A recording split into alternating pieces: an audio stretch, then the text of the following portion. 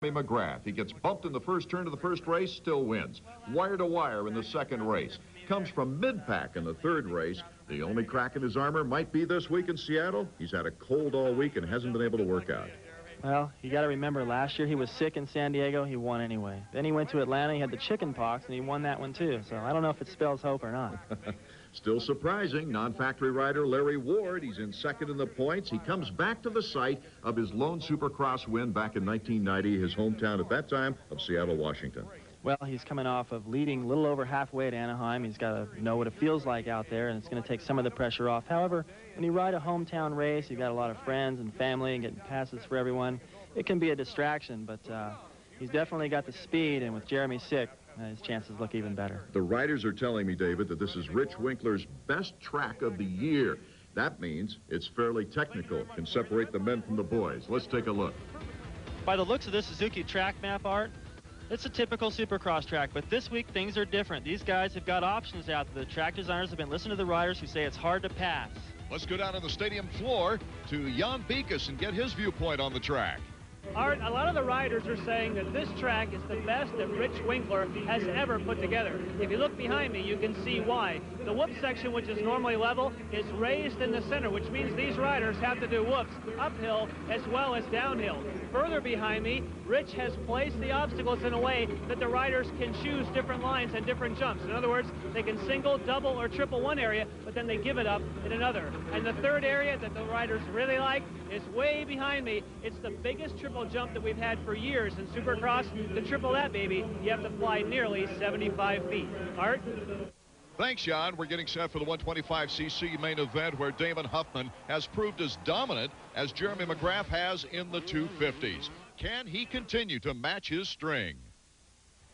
This edition of Power Wheels on ESPN2 is brought to you by Honda, defending champions and holders of the past 7 consecutive Supercross titles. Honda, come ride with us. And by Suzuki.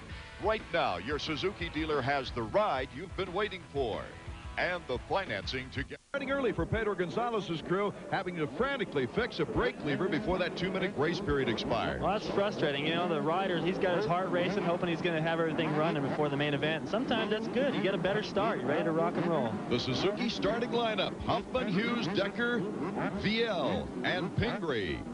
Those are pretty much the contenders, with Chad Pedersen a chance and Pedro Gonzalez, hopefully, if they can get that bike ready in time. I'll never forget on a parade lap I had up there, had the rear brakes stuck on. The entire crew was around my bike trying to do everything they could. We got it fixed and got underway. The butterflies are starting right now here in the Seattle Kingdom as we get set for the start of the 125. You see number 27, Craig Decker, one of the favorites in this race. He took a third, got the whole shot here last year. The rider's nervous. You can see him twitching, rolling up and back and forth, and sometimes you can intimidate the guy next to you. You know, you roll out there and try to suck him into that gate. I've done it before. It works. Sometimes it backfires on you. We're set to go for the 125 main. The fans on their feet now. Look at number 9. That's Ryan Hughes getting the whole shot. Oh, and on the outside, we've got a big crash. It's Metzger, number 387. I can't identify the rider that's down. It looks like a Honda Fender, but it's very hard to tell. That bike's going full speed. Oh, that's very scary. You can see the rear wheel spinning. It was running wide open, and those guys have to be very experienced not to pick that up and let the bike run away with them. Reminiscent last week of Pedro Gonzalez. His uncontrolled bike went across the track and caused a mess. There you see Hughes and Frederick VL in second place. Craig Decker third. David Pingree, Corey Keeney, and then Damon Huffman. Huffman has dropped back to 6th place after a real good start on the opening turn. Boy, this looks great for Ryan Hughes. Now, Ryan hasn't been able to ride. I don't think Ryan has ridden like he would like to ride so far. Not up to his potential. Here he is with the whole shot. Huffman's stuck in the pack. He might be able to pull off his first win of the season. Oh, this could be the showdown we've been waiting for this year between the number 1 and number 2 riders of last year. VL running a great race with Decker, and you see number 41, Pingree.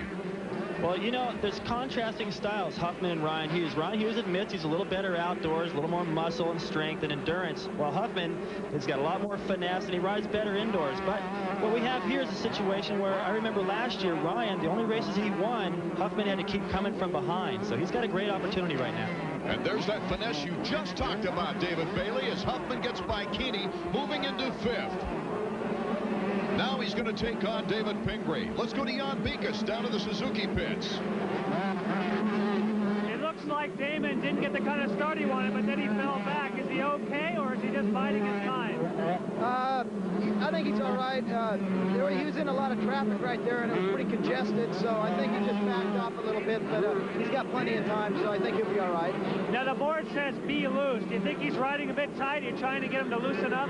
Yeah, absolutely. The first couple laps, most riders ride a little bit tight, so I think he'll be all right.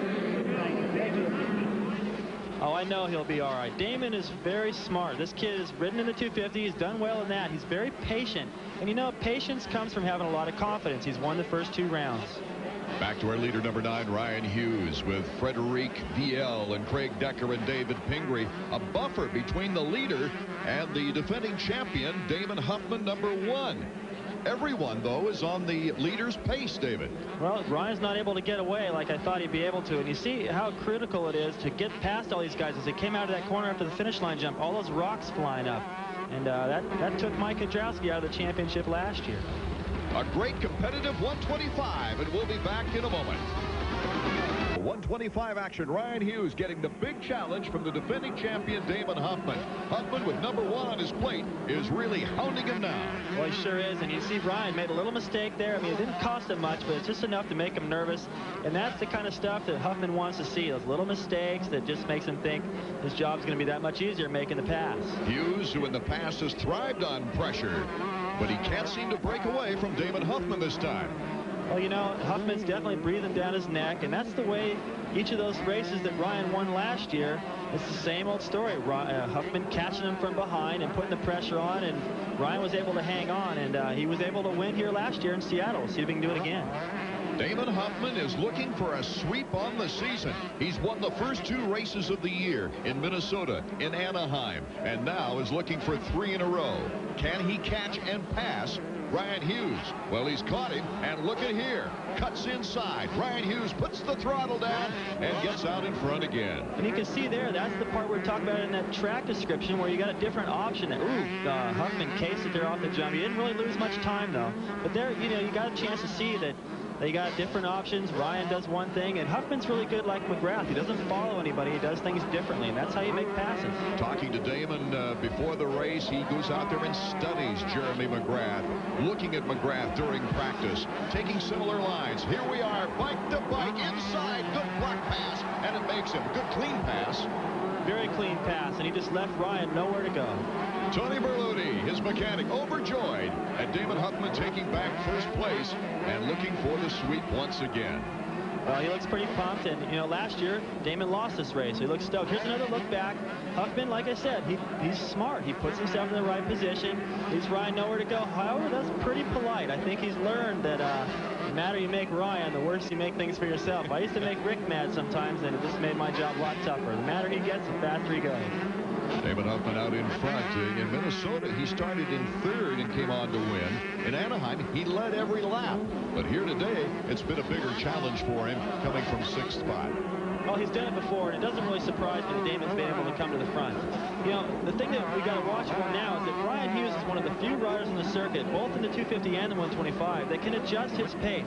In other words, somebody can come up, pass him, and he gets motivated, and he's able to ride with more emotion and start making up time. And right now, he's going to get a little lesson from Huffman in front of him, possibly pick up on some lines in places he was able to make up time, close the gap, and put pressure back on Huffman. No one's been able to do that so far this season.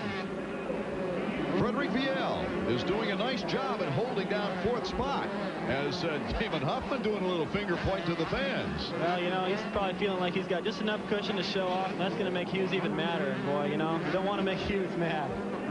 Damon Huffman with the confidence and the timing now to come away with his 3rd consecutive victory. 3 for 3 here in 95 as the checkers are waving for Damon Huffman. Ryan Hughes, a 2nd place finish. Good race for Ryan, though. He's getting closer and closer every week, and you know, it's going to take a lot to close up on Huffman and win. Pedro Gonzalez down in 7th, a disappointment for him. Let's go to Jan Beekes. Ryan, you certainly got the kind of start that you wanted, but then you couldn't match the pace of Damon. Where was Damon catching, and where did he pull away from you? I kept messing up in the back section. There was a little rhythm section that I kept messing up on. He was getting it every lap, and that's where I lost it. He got by me, and I tried staying with him, but he had one section a little bit better than me. And, you know, I couldn't get it tonight, but, you know, I have a lot more confidence going to the next race because after Anaheim, you know, this is a lot better. Well, you gave us a great race. Thanks. Thanks a lot. Turning to the Suzuki point standings for the 125 West, Damon Huffman by 15 points over Hughes. Decker just 2 in back of Hughes, with Pingree and Gonzalez rounding out the top 5. Jan? Damon, another one for you. That makes 3 in a row. Tell me, were you concerned off the start when you didn't, you know, it looked like you were in trouble, but then, boy, you showed us you weren't later on. Yeah, you know, I got out of the gate really good. My Suzuki pulled really strong down the start, but, you know, the first turn, there's a lot of bumping and grinding and shoving and pushing, and they kind of, you know, got the best of me because I went in like second, and I came out, I don't know where, like 8th or so, I guess. But my mechanic, Tony Berluti, did an excellent job, let me know, you know, how much time there was in the race. And, you know, he told me pretty much take my time, and, you know, slowly but surely I worked up and, you know, got on in front. Is that something new for you this year? I mean, you really paced yourself. You didn't worry about picking up the speed until the very end. Yeah, I started off, I was a little tight, and I made a few mistakes, but, you know, towards the end of the race, I really smoothed out and rode like I normally do, and, you know, I'm really happy with my performance. Well, it's great to see you up here again. Thanks. Thank you. 3 wins in a row for number 1, Damon Huffman, and we see right here, after 12 laps of following Ryan Hughes, Damon got the opportunity and took it and ran away with the victory. Exactly the same finish here in Seattle as the last race in Anaheim, with Huffman winning, Ryan Hughes improving, but in second place, and Craig Decker in third. They'll get together next in San Diego, but we're not through. The 250s coming up. We get the 250 action, heat number 1 highlights brought to you by Suzuki. Larry Ward has got to be the crowd favorite here. He won the race back in 1990. And getting ready for heat number 1, he makes a tremendous break along with Brian Swink, number 10. Larry Ward gets the whole shot. Our helmet cam brought to you by Honda. This camera under development. It'll make its permanent debut coming up a little later in Atlanta. There was a first lap crash involving Steve Lampson, Tony Amaratio, and Tim Ferry, number 23. They would have to go to the semifinal round. The top 4 make it out of the 2 heat races. Those who don't make it go to the semifinal round, where the top 5 would go directly to the main, and then one last chance in the last chance qualifier. Brian Swink, number 10, Honda of Troy, took in a solid second place right here as Mike Kudrowski has to weed his way through the field. While Larry Ward's out there giving that hometown crowd what they came to see, look at this cluster of riders trying to make the main. And look at Kudrowski. Remember last week at Anaheim, he had to go to the last chance qualifier because he started making mistakes riding around in a pack like this. Kudrowski came from 7th place to move into 3rd around Cliff Palmer and James Dobb. Here was some more of what was going on back there behind the leaders. You can see they're all trying to make that final transfer spot into the main event. Watch what happens here to John Dowd. Cases it on that jump, falls down. Look, he rung his bell. He doesn't even run back to the bike. It was a broken chain while running in 5th that put Dowd to the semifinal round. Palmer getting challenged by Phil Lawrence, number 42, as we go to our Honda helmet cam for the triple.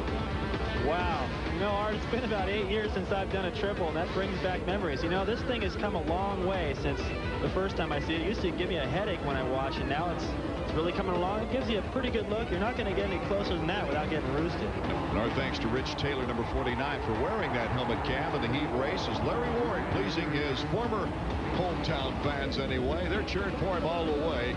Brian Swink, with one of his more impressive rides of the year, takes 2nd place. Kudrowski moving to 3rd. James Dobb. The rest going to the semifinal round as we go to heat 2, brought to you also by Suzuki.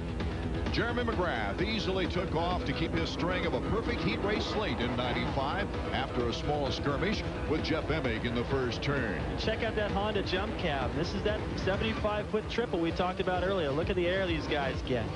And a much improved Michael Pichon took 2nd away from number 6 Jeff Emig after the finish line jump.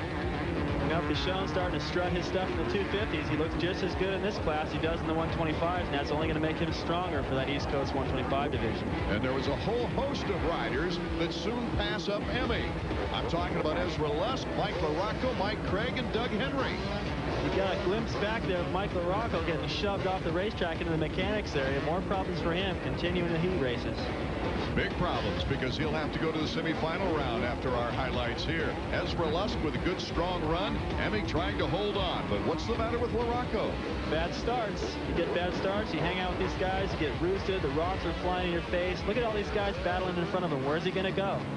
Mike Craig with an excellent run.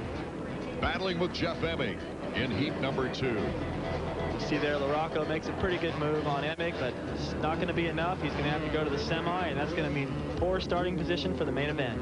And what I mean by that is that you got the winners from the heat races with first pick to the gate for the main event. So when you got LaRocco coming out of the semi, all the good spots are taken, and since his starts are a problem, his problems are even worse for the main event. LaRocco, Emig, Albertine, and Henry were forced to go to the semifinal round out of this group. Well, Art, that's bad news for all the privateers who normally go to the semis in hopes to make the main event. And look at what happens to LaRocco. No rhythm at all through the bumps, and a last-ditch effort to make it out of the heat race. He goes down again. He's going to be a tired puppy by that time the main event rolls around. Wasn't much of a surprise for number 1 winning heat number 2, but Mikel Pichon, that was the big surprise. Number 101 taking second spot and getting the immediate transfer to the main event. Joined by Lusk and Craig as we go to the semifinal round number 1. Brought to you by Honda. These riders headed by Steve Lamson, who had his problems during the heat race, and we go right to the helmet cam. Well, this is a neat angle. Look at all these riders jammed into the first turn. Now this is mid. Look at these guys. They're running into each other. This is the angle that I think LaRocco sees every week. You see how congested it gets back there, and if those guys go down, it's your problem too. Number 5, Lamson ran away with this opening semifinal round. Todd DeHoop in second, Dowd in third, Josh Steele in there, along with Phil Lawrence, number 42. Lawrence getting by 151 Josh Steele. From each semifinal round, the top 5 make it directly to the main. And that's certainly what these guys want to aim for, because they don't want to go to the last chance qualifier where only 2 riders will make the gate. Steve Lamson, who's starting to feel a little bit better from that sternum injury, takes a checkered flag. You can see he's pretty excited. It'd be nicer if he did it out of the heat race, but a win in the semi isn't bad. Todd DeHoop in second place. Phil Lawrence an impressive third, with Dowd and Steele going to the main event. In semifinal number 2, brought to you by Honda. Emig got out in front of a lot of big names. First of all, he got in front of Kyle Lewis, but Albertine, Henry, and LaRocco also in this semifinal round. These guys are cluttering up those top 5 spots that go to the main event, making it even tougher for the privateers. He's feeling a little bit stronger from that shoulder injury, but not strong enough to hold off a charging Doug Henry in this semi number 2. Doug Henry made 2 passes in the last few laps to win this semifinal round, and here LaRocco gets around Albertine. And check this out. Going for the win on the last lap, Henry cases the triple, cuts across the track in front of Hennig, leaves him nowhere to go, and wins semi number 2. Doug Henry, an impressive performance in the second semifinal round with the checkered flag.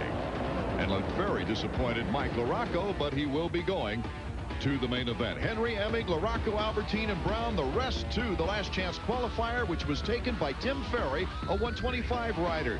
Buddy Antonez, the last position on the gate. Parade lap live with the 250s, and we'll be back to see if Larry Ward can hold back Jeremy McGrath. As we take you back to 1990 in the Kingdom, leading the race, Jeff Matasevich, but a youngster right behind him, the local favorite, Larry Ward. I remember this race well, Art. I wasn't there, but I heard a lot about it. These guys had this knockdown, drag out, block each other, hate each other afterwards type race. You'll see right here, Matasevich cuts in front of Larry. They've got a big lead over third, so they can afford to get out there and mess around with each other. And watch what happens here. Larry's looking over. He's trying to block him. Matasevich cuts all the way across. He's like, doesn't want to take it anymore. Runs him into the hay bales. And I think Larry Ward kept his cool a little bit more, and he went on to win the race. It was a great battle. Larry Ward was the rising star in Supercross with his victory in Seattle. But then No podium finishes in 91. One podium in 92. No factory ride in 93. So 1995 for Larry Ward is truly the dawn of a new era. Larry Ward returning to the prominence that was once his. Taking a non-factory bike to 5 podiums in 5 races this year has him remembering and appreciating the glories of the past.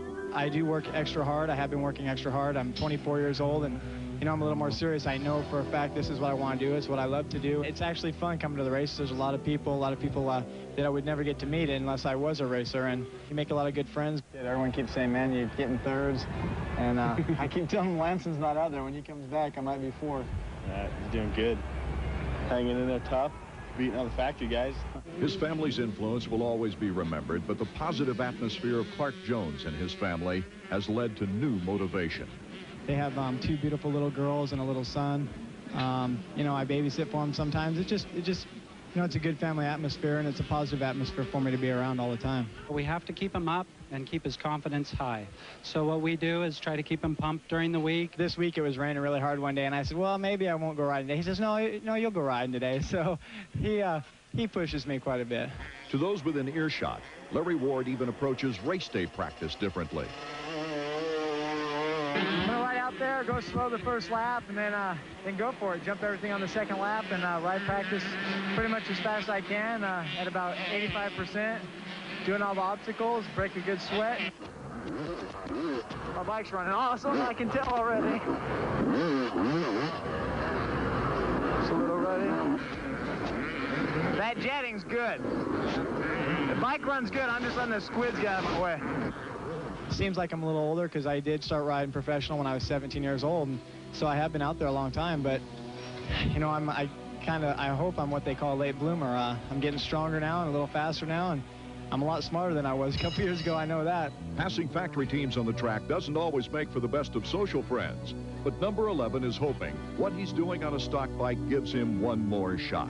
I'd like to definitely get another factory ride, give it one more shot.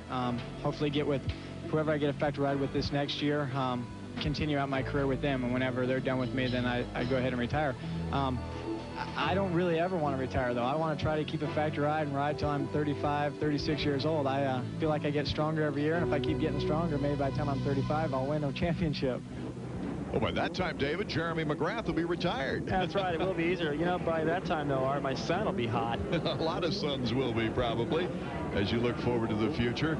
The 250s now, you see Tim Ferry, a young 125 rider, shaking the goggles out. Rick Johnson, this was his domain. It was. You know, these guys are all very aggressive, and they rode well in the ruts. This place is notorious for having deep ruts because of all that loose soil. And very rocky soil. You might remember last year, Jeremy McGrath, a flat tire took him down to 3rd. A flat tire took Larry Ward here in Seattle from 4th to 5th.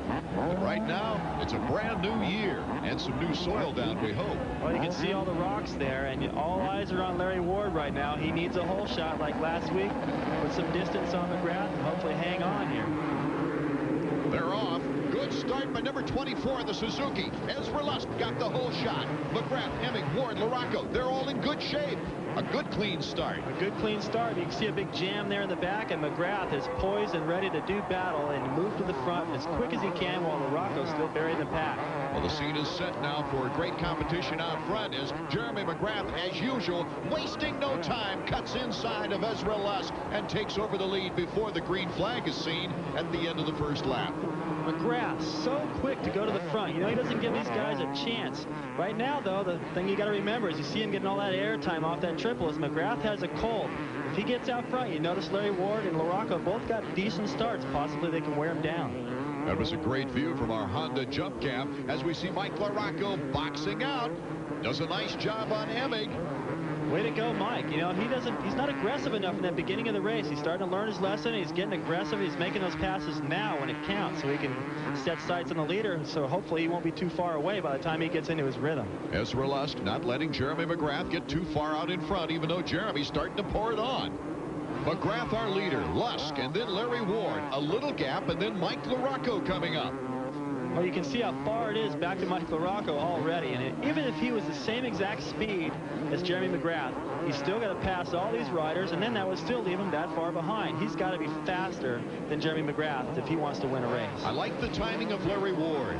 Yeah, he looks good. You know, he's a little taller than these guys. He rides well in the soil, and another good shot from that jump cam. These guys are flying 75, 80 feet. That's amazing. You can imagine how bad it hurts when they come up short. Ward is starting to put pressure on Ezra Lusk, number 24, in second place. This is our 250 main event from Seattle's Kingdome. The 4th race of the year. Jeremy McGrath with 3 wins in 3 races so far. You know, I'm surprised. Lusk right here is riding pretty fast. You see, he's still very close to Jeremy McGrath. Normally, Jeremy, when he gets the whole shot, he opens up a quick lead. And right here, he's still pretty close to McGrath. He's also got Larry Ward chasing him down. He wants to go to the front. That's putting pressure on Lusk, and it's keeping Lusk close to McGrath. The problem with Lusk, though, is that he hasn't been able to keep it on 2 wheels. If he does, possibly all these guys ride this fast pace can keep the pressure on McGrath, and that's what we haven't been able to see yet. That might make the difference.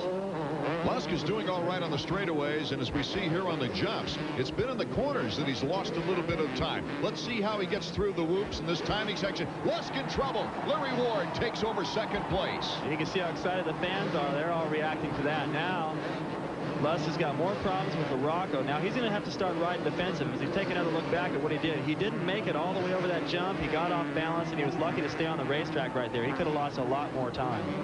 Larry Ward moves into second place behind Jeremy McGrath. The question is, can he catch McGrath? Jan Beekes also is trying to answer that question as he's in the Nolene Yamaha pits with Clint Berry. Jan? Clint, he's moved by Ezra. Do you think he can close in Jeremy? Yeah, I just hope he keeps the pressure on him. You know, Jeremy can make a mistake at any time. We just want to be right there for when he does make that mistake. Now, Jeremy doesn't look like he's pushing as hard as usual. I think he's saving something. Is Larry going to go all out because of this hometown crowd? I think Larry's going to go all out. Hometown, his mum and dad are here. He'll give it everything he's got. Thanks, Clint. Thank you. Larry Ward now in second place, but he's behind one of the toughest guys to catch in all Supercross history. Here we go back in the pack. Ezra Lusk, who has faded a little bit. That mysterious ankle injury might be bothering him. LaRocco is truly putting some heat on him. And he's got to, Art. He cannot waste time, and he's got to go for Lusk right now while he's still recuperating from making his mistakes. That's his only shot at winning this thing. Great jump by LaRocco, getting by Lusk. And Lusk is really slowing down now, taking each lump at a time. He didn't do the triple. I don't know what's going on there. He had a run at it. Here's another look. He does the double. LaRocco, I mean, of course he's going to pass him by doing the triple. I have to think what you just said about Lusk's ankle. That's got to be giving him problems.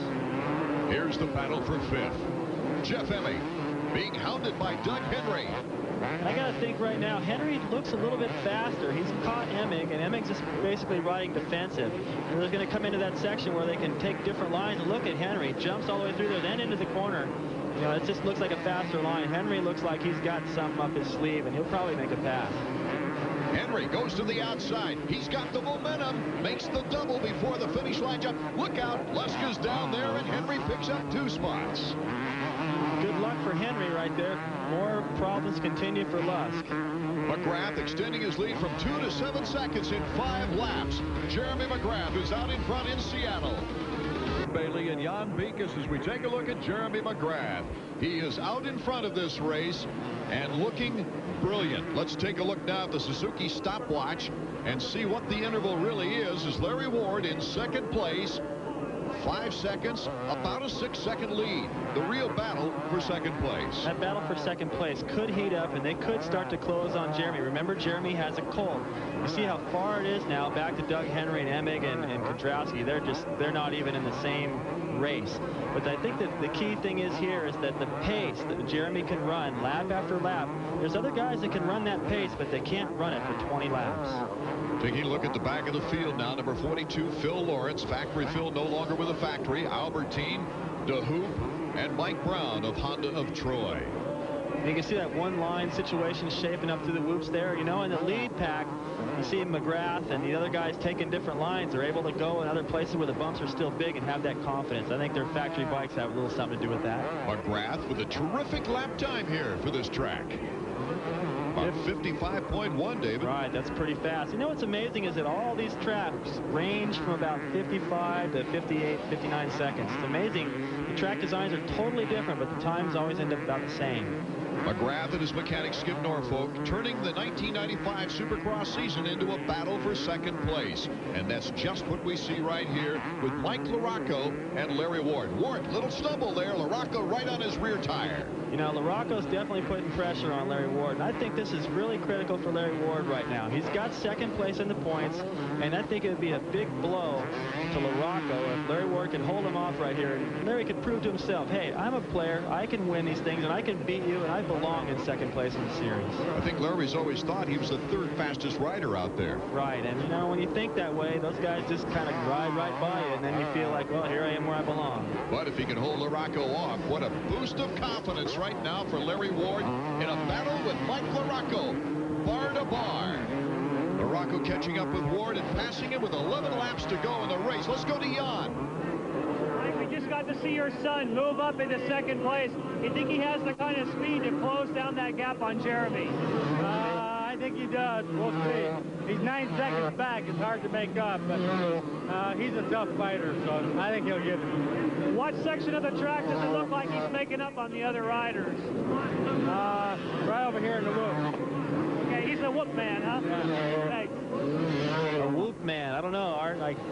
That's a new one. Well, I'll tell you what, you know, I think he is a whoop man because he's stronger. He doesn't really rely on timing in those whoops. He just got to muscle it through there, and that's where he's making up his time. Swank and Lamson. Lamson going down. Swank gives him a little shove in the corner there. He goes down, whereas Verlesk also fell earlier in the race. Steve Lamson's a tough break for him. He was trying to come back after the injury.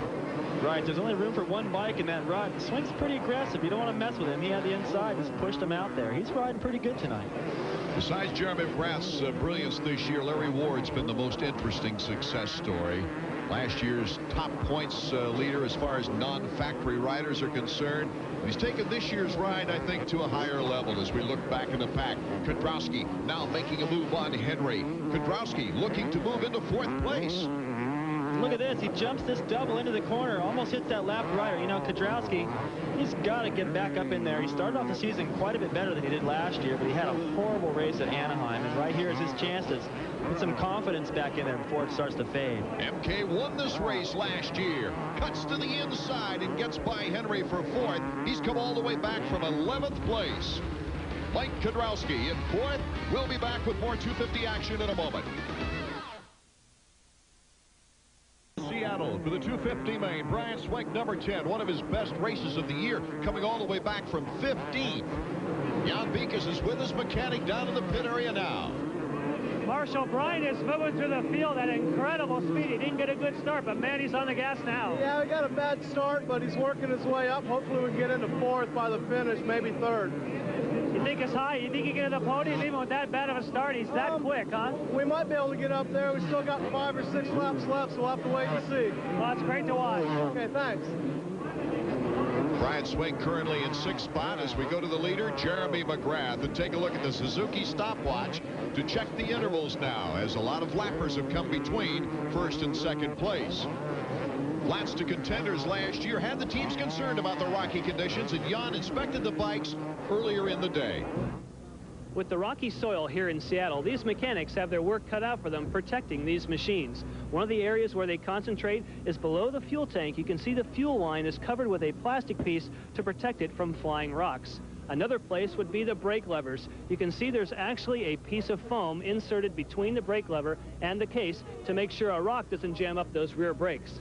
Tires are also where mechanics spend a lot of time and attention. They're choosing for here larger knobs, closer together. It leaves less of a carcass exposed. Some mechanics are using 2 tubes, but there's also a development tube that Dunlop has come up with that is a foam-covered inner tube. It gives you the advantage of foam, but yet it still has air in the inner tube to allow for different settings and different pressures. Right now, because Thanks, Jan. As we look at number 7, Mike Kudrowski, he's currently in 4th. He's come a long way, though. He started after the first lap in 11th position and has worked his way up through the field. Oh, he's definitely riding good to work his way all the way up through there, but it's the same old story for both the Kawasaki guys. They've got the speed, but they're always coming from behind, and that speed doesn't come until it's too late. Mike Kudrowski hoping his new mechanic Brian Lennis with different training regiments would improve that quickness for the Supercross season. But you see Henry right behind Mike Kudrowski. Now Henry in 5th spot. Henry might have been in line for a podium performance had he not gone down on lap 8. But right now trying to give some pressure to Mike Kudrowski. Well, Kudrowski had a horrible race, as we mentioned earlier, in Anaheim. And I'm glad to see him back up front. You know, he did start out the season much better than last year. But right now, Henry is regrouped, and he's on the charge. Let's go to the Honda pits and Jan Beekes. He got a horrible start, but he's really working his way through. It looks like he may be one of the quickest bikes on the track. Yeah, he's riding very well tonight, and he had some problems in the heat race, but you know, that's one of the problems Doug's working on his starts. And the guys in front of him, he's going to have a hard time catching, but he just has to ride consistent. Doug Henry on the move. Thanks. Henry got off to a good start in the opener with a 5th place finish, but down Minnesota, he cracked the handlebars jumping off the track and really put him out of the points race. Here he is, number 1, Jeremy McGrath. He just cruising right now, way out in front, looking forward to his 4th consecutive victory to start the season. There's his dad, Skip Norfolk, the mechanic on the left. They look relieved. McGrath way out in front, looking for his 23rd win. Rick Johnson heads the list. Bob Hanna with a great 27-win performance. But look out for McGrath. Here's the Rocket. And as we take a look at the Suzuki stopwatch to check the interval between Jeremy McGrath and the number 2 position, Mike LaRocco. Looks like a 6.6, which, well, you've said it before. It's a week. That's weeks for Jeremy McGrath. That's a long time, especially with only the few laps that are remaining. And you can see he's lapping Michael Pichon. Pichon is very fast, and I can tell you, he's not having problems. They're just lapping way up through the field now. LaRocco was able to pick up a second a lap for several laps, but as you see there, the little bobbles riding on the edge as we take another look. Okay, he comes in here. Front end just gets away. Watch it. Gets into that slick stuff. He does a nice job to save it. Sometimes you put your foot down like that. I've done it before. I've broken my foot that way. Boy, those kind of mistakes can cost you. You just lose more time on the leader. This guy, McGrath. Jeremy McGrath with a nice, easy pace. One thing for sure is he is acknowledging the fans. He knows exactly where his competition is, David. He sure does. He knows there's only a few laps to go, and he can go out there. And even when he's riding an easy pace, he's still going faster than most everyone out there. He is only seconds away from his 4th consecutive win this year. We'll be back. Jumping, jamming, smashing, crashing, flooring, soaring. Experience the high-flying world of Supercross like never before. Call now to order Supercross Thrills and Spills, the video that captures the highs and the lows of the world's top riders. Endless endos, roughest rivalries, biggest bloopers, and fantastic finishes. Can't miss action for the can't miss price of $19.95 plus shipping and handling. Wheels on ESPN2 has been brought to you by Honda, defending champions and holders of the past 7 consecutive Supercross titles. Honda, come ride with us. And by Suzuki. Right now, your Suzuki dealer has the ride you've been waiting for and the financing to get it. We are in the last lap from the Kingdome in Seattle, and what a monster effort by this young man, Jeremy McGrath, as he does the knack-knack off the triple, entertaining the fans, knowing he's got this all but wrapped up. As I watch him go through this last lap, I said it in Minneapolis, the guy is riding flawless. He's just kind of goofing off out there. It's amazing how relaxed he can ride. The final turn, the finish line jump, the checkers for Jeremy McGrath. His 4th consecutive victory to start the season, only one shy of Rick Johnson's great record of 5 straight. Well, there's Jeremy's dad and his mechanic, Skip Norfolk. They're happy about things. You know, Jeremy came into this thing sick. This is also Larry Ward's hometown. He's been building up a little speed. There you see him coming closer to the finish line for this race in Seattle, and he's probably going to be a little disappointed having dropped back to 3rd. I think he would have liked to have held off LaRocco. It's his 3rd third of the season to go along with a 2nd place, entrenching this non-factory rider in 2nd place in the points standings. 4 podiums in 4 races for both Larry Ward and this young man, Jeremy McGrath. who has swept them all. McGrath, number 1. LaRocco, Ward, Kedrowski, and Henry are top 5 here in Seattle. Swink, an admirable ride from where he came from. Emig holding on to 7th. Let's go to Jan Pekus. Mike, I know you're never happy with second, but you got to be happy that after a not such a great start, you really worked through it. It looked like you were one of the fastest bikes on the track. Yeah, I mean, I felt kind of like myself. You know, I rode a pace that I made up some time on Jeremy, but, you know, he does what he does. He gets out front and gets the leading knees and makes it tough for everybody else. Now, did you have the speed tonight? If you could have had the whole shot, do you think you can outpace him if you can get out in front and a good start? Yeah, I think so. I mean, it was kind of a good track, and it was a little difficult. And, you know, it was a track where you can make up time on. And I felt that I had it in me. I just, you know, I didn't use it. I was too far back. Well, it sure looked like the crowd was pulling for you. Thanks. Yeah, thank you. The points list starting to reflect the dominance. Jeremy by 18 points. Ward continues to show up the other factory riders in second, and Jan is with Larry right now. Larry, you got a good start. The crowd was behind you, but then what happened? Did the rhythm go away a little bit? A little bit. You know, Jeremy and Mike LaRocco are really fast. That's why they have number 1 and number 2 on the bikes. I rode that consistent. You know, I knew I had third. The lap riders goofed me up a little bit. You know, they weren't getting out of the way out there, but that's part of racing. And I just hung on and got my 4th straight podium finish, so I'm happy with that. Now, what can you do to get to the next level? Obviously, for a privateer, you're absolutely eclipsing everybody, almost like Jeremy's doing with the factory machines. What can you do to get just into that next league? Well, you know, hopefully next year I'll be riding the factory bike, so I have the same equipment. You know, I'm only human. I can only do so much. I got to rely on that motorcycle a little bit, and it's good. But you know, Jeremy's got the best bike out there, so I'll just train a little harder, and hopefully one of these times he's going to have a problem, and maybe he'll get a bad start, and hopefully I can win. Well, you put a great show on for the fans. Thanks. But the star of the show was number 1, Jeremy McGrath. He is now 4 for 4, 1 win away from the 1988 Rick Johnson record. Jeremy, one of the toughest jobs as an announcer is knowing what to ask Jeremy McGrath. You're making this, we're seeing you every single race. One thing is, though, you broke a record. You had 4 races you won in the streak before. If you count Las Vegas from last year, that makes 5. So already you're at a personal best. Well, 5 in a row is great for me. I mean, you know, being sick this week and having the victory this week makes it all that much more better. I mean, you know, I was a little bit worried about my fitness this week because I had a cold and didn't train that much this week, but next week I'll be back on it and as ready as ever. Now, were you holding back a little bit in the beginning? It didn't seem like you streaked away like we've seen you in the past, and then about mid-race it seemed like you really cranked it on. Well, I started getting away. I'm okay. I have a good pace. Started pulling away, and Larry Waters, you know, he was dropping back, and then LaRocco started pushing him. So then I had to gas it up because they were both catching me a little bit. So after that, I just turned it up a little bit and made my pace a little bit faster, and that's when I started pulling the distance back out. Well, Jeremy, if this is how you do with a cold, we hate to see you when you're healthy. Nice job. All right, thanks. Jeremy McGrath with a brilliant new riding style, smarts, conditioning, and a sense of humor that has kept him focused and on top. Well, it's kept him on top in the indoors, Art, but the outdoors are approaching, and it'll be interesting to see if he can take this dominance and all this confidence and the better conditioning now to the outdoor season. Jeremy